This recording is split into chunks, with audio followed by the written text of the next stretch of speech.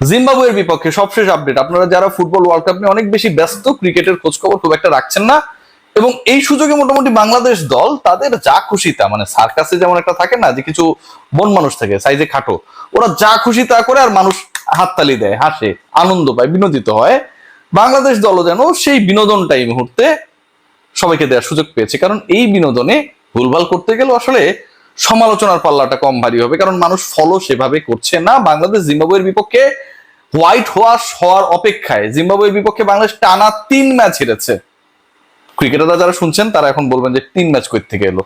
প্রথমে টেস্ট হেরেছে ইনিংস ব্যবধানে, এবং সেটা 2.5 দিনে মাত্র। পরের 2টা ওয়ানডেতে বাংলাদেশ প্রথমটা 116 রানে অল আউট হয়ে গেছে, এবং পরের ম্যাচে সবশেষ ম্যাচ কিছুক্ষণ আগে যেটা শেষ হলো সেখানটাও পরাজিত দলের নাম বাংলাদেশ। এবং এই বাংলাদেশ যেভাবে জিম্বাবুয়ের বিপক্ষে পরাজিত হলো টানা 2 ওয়ানডেতে, পরের ম্যাচটায় বাংলাদেশ ডেফিনেটলি ফেভারিট না, এবং এই ম্যাচে পরাজিত হলে একটা দারুণ, মানে থাকে না যে অনেকে তো অনেক রেকর্ড করছে, লিওনেল মেসি রেকর্ড করছে কি যে পেনাল্টি মিসের বিশ্ব রেকর্ড, ওয়ার্ল্ড কাপে পেনাল্টি মিসের বিশ্ব রেকর্ড।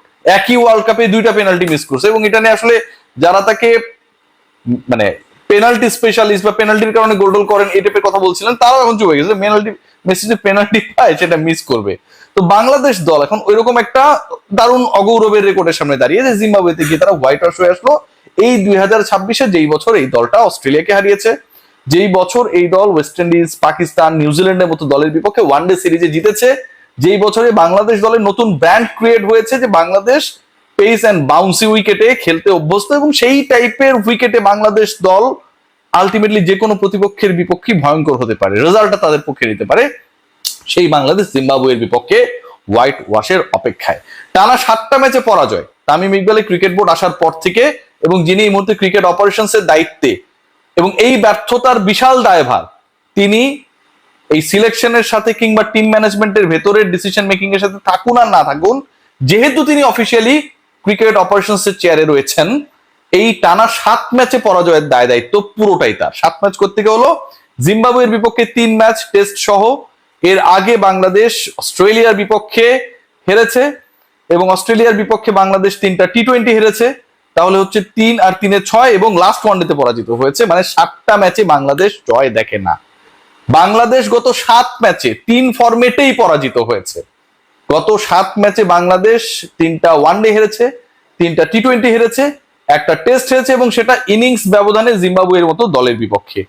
এই দলকে, এই দল পরিচালনাকারীদেরকে কিসের সাথে তুলনা করবেন? মোহাম্মদ আশরাফুল মানে সিগনিফিকেন্ট একটা তত্ত্ব দিয়েছেন, এবং এই তত্ত্বের আসলে গভীরতা বোঝার জন্য আপনাকে, আমার কাছে মনে হয় যে অন্তত 50 থেকে 100 বছর অপেক্ষা করতে হবে। That Mohammad Ashraful he was right that time. কারণ কি, দেখুন, জীবনানন্দের কবিতা বা সাহিত্যকে বোঝার জন্য ওই প্রজন্ম আসলে, মানে আমার কাছে যেই তথ্য রয়েছে বা যতটুকু আমরা পড়াশোনা করেছি, খুব বেশি ক্যাপাবল ছিল না। সময় যত গড়িয়েছে জীবনানন্দ তত বেশি সমসাময়িক হয়ে উঠেছে। মোহাম্মদ আশরাফুল যে তত্ত্বটা দিয়েছে, বাংলাদেশের ক্রিকেটাররা আগের ম্যাচে ফেল করেছে কারণ বাউন্ডারিটা বড় ছিল। বাউন্ডারি বড় থাকার কারণে আপনার দল, যেই দলটা জিম্বাবুয়ের থেকে বড় দল, যেই দলের র্যাঙ্কিং জিম্বাবুয়ের থেকে বড়, যেই দলের ক্রিকেটাররা জিম্বাবুয়ের থেকে বড়, যেই দলটা খেলে বিসিবির আন্ডারে বাংলাদেশ ক্রিকেট বোর্ড, সেটাও জিম্বাবুয়ের থেকে বড়, কিন্তু বাউন্ডারি 5-6 মিটার বড় হওয়ার কারণে সেই দল তাদের সাথে পারে না। তাহলে আপনি ব্যাটিং কোচ হিসেবে কি শেখালেন? বড় যদি হয় বাউন্ডারি লাইন কিভাবে ক্রস করতে হবে, কিভাবে বাংলাদেশ মিসিটের কারণে বাউন্ডারি লাইনে আউট হবে না, সেই জ্ঞানটা দেওয়ার দায়িত্ব যার, সেই তিনিই বলছেন যে আসলে বাউন্ডারিটা বড় ছিল। পরীক্ষায় আসলে অঙ্ক এসেছে, থাকে না অনেক ক্ষেত্রেই অঙ্কগুলো একটু চেঞ্জ করে দেয় নাম্বার, অথবা অনেক ক্ষেত্রেই যখন ম্যাথস পরীক্ষা হয় আমরা দেখি যে অনেক অনুসিদ্ধান্ত থেকে অনেক ডিসিশনস গুলো আসে, রাইট? এখন স্যার বলছে যে আমি তো আসলে চ্যাপ্টারের বাইরে পড়াইনি, এই কারণে আমার স্টুডেন্ট ফেল করেছে। আপনি ওই টিচারকে রাখবেন? মোহাম্মদ আশরাফুল কিন্তু ঠিকই ওই জায়গাটায় রয়েছে।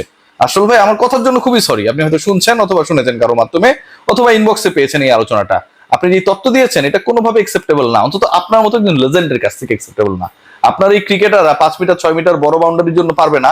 আবার এই আপনারাই সবশেষ চট্টগ্রামে যখন প্রথম ম্যাচটা খেলতে গেলেন টি20-তে, আপনারা আবার বড় বাউন্ডারিতে খেলেছেন, সম্ভবত 76 মিটার সেটা ছিল, পরের ম্যাচে আবার সেটা কমিয়ে আনা হয়। সো আপনার আসলে কোনটাতে ক্যাপেবল? ইউ গাইস আর, আমার কাছে মনে হয় কনফিউজড। আজকের ম্যাচে যদি দেখেন যে এই ম্যাচটায় বাংলাদেশ যখন হারলো 13-14 রানের ব্যবধানে, 12 বলে 14 রান মনে দরকার ছিল লাস্টে, মেহেদী হাসান মিরাজ যেই শটটা খেললেন, পাওয়ার প্লে চলছে, 5 জন ফিল্ডার ভেতরে, you have enough space to place your ball. Very first বলে আপনি যে মিজিটটা করলেন শর্ট পিচ বলে আপনি আউট হয়ে গেলেন। বাংলাদেশ অন্তত লাস্ট ওভার পর্যন্ত ফাইট করার অবস্থায় ছিল, জাস্ট দুটো ছক্কা লাগতো তাহলে বাংলাদেশ এই ম্যাচটা তাই হয়ে যায়। আপনার হাতে 12 বল 14 রান লাগবে, সেই মুহূর্তে আপনি যেই শটটা খেললেন ভেরি ফার্স্ট বলে এবং সেটা আপনি মিসজাজমেন্ট করলেন, এটা তো ক্ষমার অযোগ্য। তাওহিদ হৃদয় 90 বল খেলে 60 রান করলেন, 90 বল খেলে 60 রান, রিয়েলি ম্যান এটাও সম্ভব? এই ম্যাচে তো আমরা অন্য ব্যাটারদেরও দেখেছি, আমরা তানজিদ হাসান তামিমকে দেখেছি আর্লিয়ার স্টেজে এবং তিনি করেছেন হচ্ছে 70 বলে 57, 81 স্ট্রাইক রেটে। আজকে যেভাবে তাওহিদ হৃদয় খেলেছেন মনে হচ্ছে যে he was like playing test cricket. 66 strike রেটে তিনি ব্যাট করলেন। নুরুল হাসান সোহান চেষ্টা করেছেন বেচারা, আগের ম্যাচেও ট্রাই করেছিলেন, but he became the part of the failure side এবং আজকেও সেটা হয়েছে। মোসাদ্দেক সৈকত ওয়ান্স এগেইন ফেইলিওর। মেহেদী হাসান মিরাজের 25 রানের যে ইনিংসটা 33 বলে, আপনি এটাকে মানে till the last man he tried, যদিও খুবই বাজে একটা শট খেলেছেন মিরাজ, এটাকে কোনোভাবে একসেপ্টেবল করা যাবে না, খুবই বাজে শট খেলেছেন, বাট তার সাথে যে একটা পার্টনারশিপ গ্রো করা দরকার ছিল সেই জায়গাও কিন্তু কোনো হেল্প মেহেদী হাসান মিরাজ পান নাই, তানজিদ হাসান তাইমের কাছ থেকে পান নাই, দুঃখিত মোসাদ্দেক হোসেন সৈকতের কাছ থেকে পান নাই, যিনি 9 বলে 7 রান করে আউট হয়ে গেলেন, অথচ তিনি মানে অবিস্মরণীয় ক্রিকেট খেলছিলেন এই মাত্র 2-3 সপ্তাহ আগে অস্ট্রেলিয়ার বিপক্ষে। রিশাদ হোসেন, তাকে ওয়ানডেতে কেন পিক করা হয় আমার কাছে যারা রয়েছে আমি সবার কাছে এই প্রশ্নটা সবসময় রাখি, না ব্যাটিং না বোলিং কোনো দিক থেকে তিনি কন্ট্রোলড না।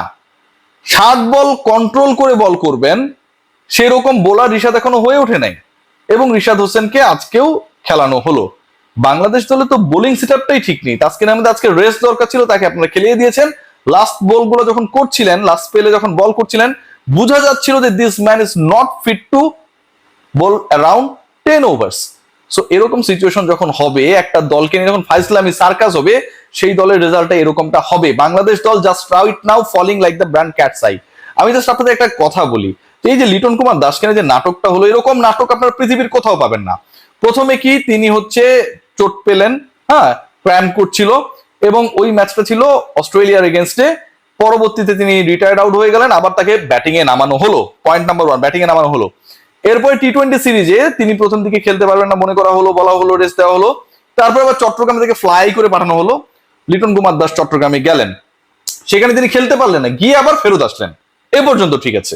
এরপরে দল ঘোষণা করা হলো, বলা হলো লিটন কুমার দাস প্রথম ওয়ানডেটা খেলতে পারবেন না, সিলেক্টর হাবিবুল বাশার সুমনের স্টেটমেন্ট আমরা পেয়েছি এবং সেটা বিসিবি তার মিডিয়া গ্রুপের থ্রুতে দিয়েছে। সেখানটায় বলা হচ্ছিল যে প্রথম ওয়ানডেতে he is doubtful but rest of the ম্যাচেসে তিনি খেলার জন্য এভেলেবেল। মানলাম। এবার লিটন কুমার দাস এর আগে তো ঢাকা থেকে চট্টগ্রামে গিয়েছিল, এবার ঢাকা থেকে জিম্বাবুয়ে চলে গেল এবং এখন বলা হচ্ছে Liton Kumar Das is totally out of this series.